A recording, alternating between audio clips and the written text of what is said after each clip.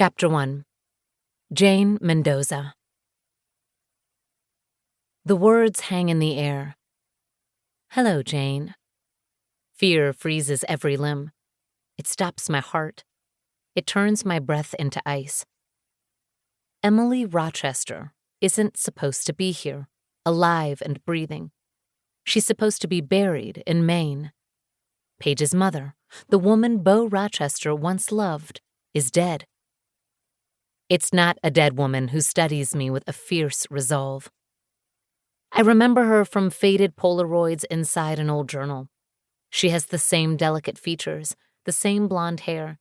She's beautiful by any standard, but there's something frayed about her appearance now. Her cheekbones are too defined, as if she's lost weight. In the photos, her expression was solemn, even melancholy. Now she looks like a warrior in the heat of battle. And somehow, I'm not the enemy to be conquered. Hello, Emily, I hear myself say over the pounding of my pulse. How did you get here? The same way you did, by plane. Or do you mean, how did I get into your apartment? I told your roommate I was with the apartment complex. Poor girl didn't wonder why I didn't have my own key. She was too busy on her way to some restaurant for work. My laugh comes out hysterical. I meant, how did you get to be alive? Ah, she says, her expression neutral. That. Your daughter mourned you. How could you abandon her? Anger flashes through her blue eyes. Abandon her? You have no idea what I've done to keep her safe. You don't know a damn thing about me. I bought the desk chair she's sitting in from Goodwill a year ago. It was wobbly even when I brought it home, but it only cost $10. She stands, as elegant and regal as if she were rising from a throne. My pulse speeds up. She isn't holding a weapon that I can see, but her mere presence is a threat.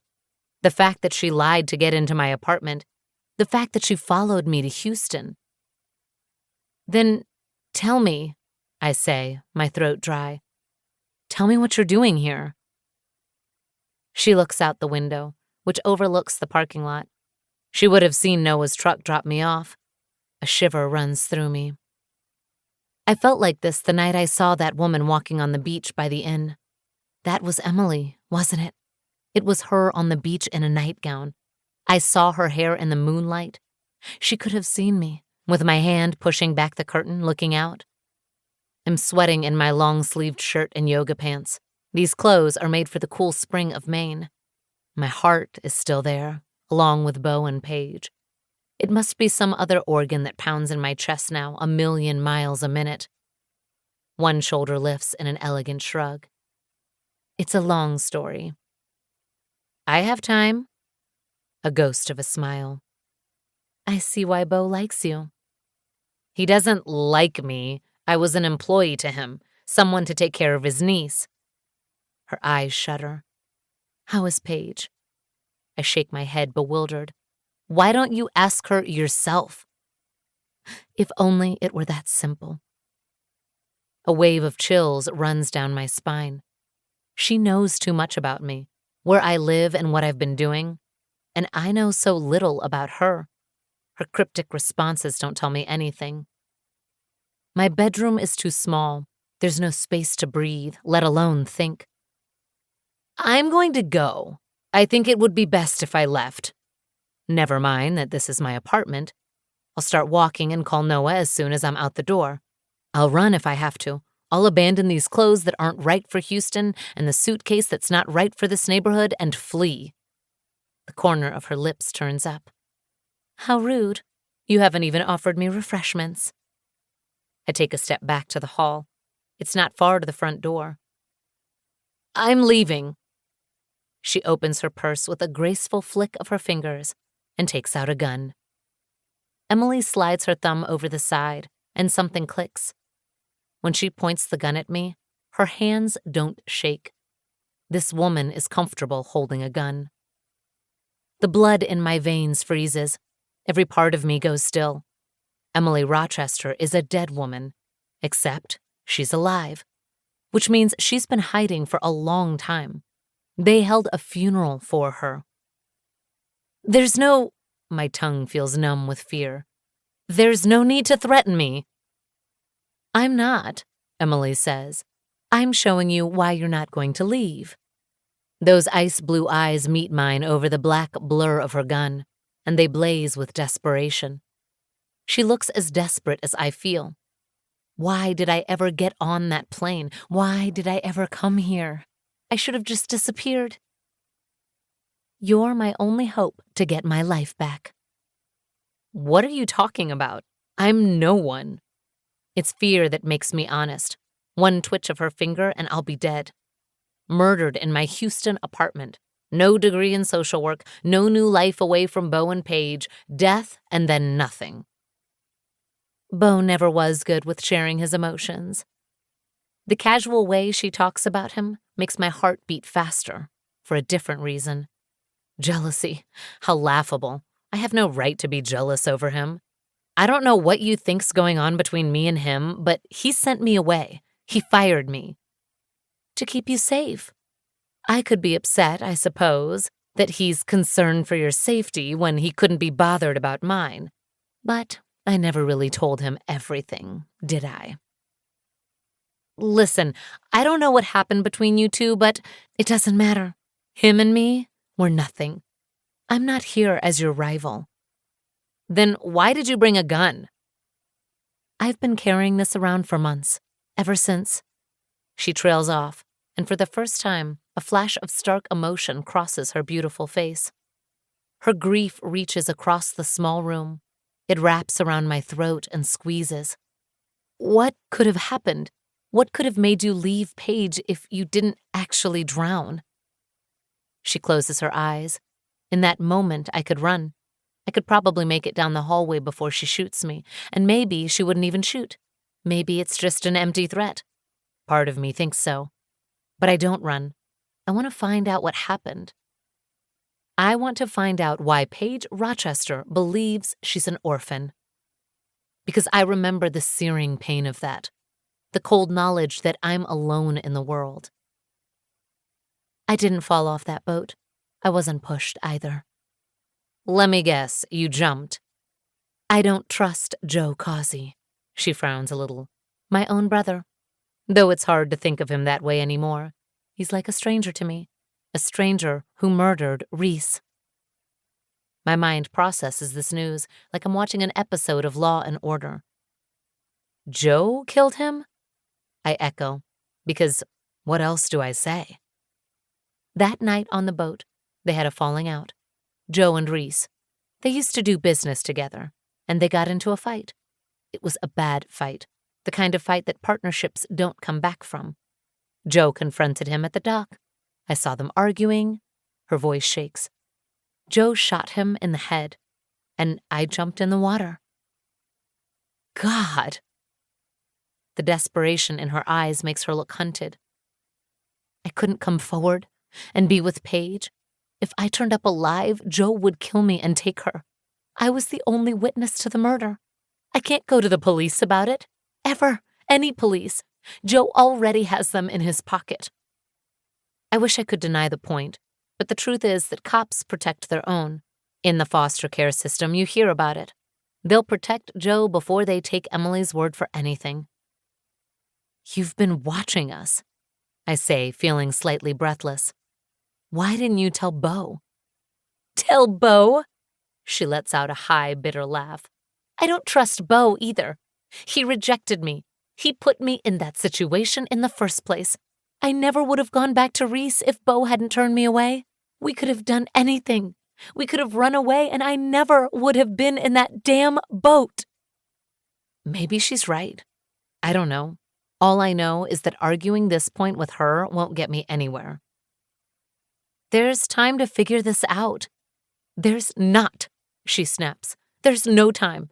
My daughter thinks I'm dead. Joe Causey could find me at any time, and if he finds me, it's over. Emily takes a half step toward me, the gun aimed at my chest. I let go of the suitcase and put both hands up. If I calm her down, I can get out of this alive. That's what matters now. This isn't the solution. I pretend with everything I have that she's Paige, overwhelmed by her emotions and not fully in control of herself. The first thing to do when a child is melting down is to bring them back to calm. There's no reasoning with someone who's on the edge like this. Emily, put the gun down and we can talk. If I put the gun down, you'll run away and you can't do that. We're not going to fix this by shooting people. She doesn't lower the gun, not at all. Tears gather in the corner of her eyes. Am I shooting you? I'm not shooting you. You're going to listen to me. There's no one else to do it. To do what? Spots of pink turn to red high on her cheeks. Emily looks more like Paige with every moment that passes. It makes my heart ache for the little girl I left in Maine. Listen to you? I hear you. I hear everything you're saying. I just think there's a better solution. I think you should talk to Beau. She hasn't interrupted me yet, so I keep going. He's a good guy. Even if he did send me back to Houston. No. Emily's eyes narrow. He's not a good guy. He had a rivalry with Reese, but that doesn't mean they aren't the same. Beau is just like him in the end. He won't help. He'll just tell Joe that I'm alive, and then I'll be hunted down and killed. That's not true. He wouldn't do that. What do you know about Beau Rochester? Emily's lip curls. Or do you think that sleeping with you made him a good guy? You're the nanny. He hired you to take care of my daughter, and then he went after you. Is that what good men do?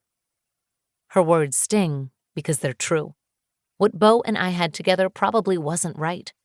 Rich men shouldn't sleep with their nannies. Nannies shouldn't fall for their wealthy, brooding bosses. But it happened anyway. And now my foolish heart wants more of it. I don't know which thing hurts more. Knowing Beau and I were destined for disaster, or knowing that I fell for it anyway. He cares for Paige. At her daughter's name, Emily's face softens. Just like you care for Paige. That's your common ground. He won't do anything to hurt her. He won't turn you into Joe Causey. He hates Joe Causey. The gun moves down an inch. You know Joe went after him after the house fire? He tried to blame me and Beau for it. He made everybody sit for interviews, even Paige. You know Beau hated that. He doesn't trust Joe, and he won't screw you over like that. You need to talk to him. He won't help, she says flatly, but the gun lowers another inch. If she shoots me now, I might not get hit, or it might only graze me in the hip. You're going to help. What kind of power do you think I have? I gesture at the room around us, the falling apart furniture, the threadbare carpet. This is all I have. You're close to him, Emily says. You're the nanny he broke his rules for. You're the one he went after, the one he wants. He doesn't want me. I stifle my own bitter laugh. If he wanted me, I wouldn't be here. Please, he wants you more than anything. That's why he sent you away. Beau Rochester just likes to suffer. It's his way of being the hero. Trust me, I know. Old hurt darkens her eyes. You think he didn't want me? He was trying to be noble, and look where it's gotten us. Reese is dead, and I might as well be unless I can solve this problem. I don't know what you want me to do. I feel the screaming, but I keep my voice soft and even, like I would for Paige. This is a conversation that... My phone rings in my pocket. The bright, cheery ringtone is wrong for this moment, almost comically ridiculous, and my cheeks heat with embarrassment. I must not have turned the phone on silent. I always kept my old phone on silent. I don't have my old phone anymore, or my old clothes, or my old life. I might not get a chance at my new one either. I take it out of my pocket. There's Beau's name, printed across the screen in big, bold letters. My throat aches at the sight of it. I have no idea what he's calling for, what he could possibly want from me. He already got everything he wanted, and then he sent me away like it was nothing. Probably was nothing. It had to be nothing if he could put me on a plane to Houston without a second thought. Put all that money in my bank account and sever the ties between us. Except this one. I bring my eyes back to Emily's. "It's Beau," I tell her. She lifts the gun, aiming it squarely at my head. "Answer,"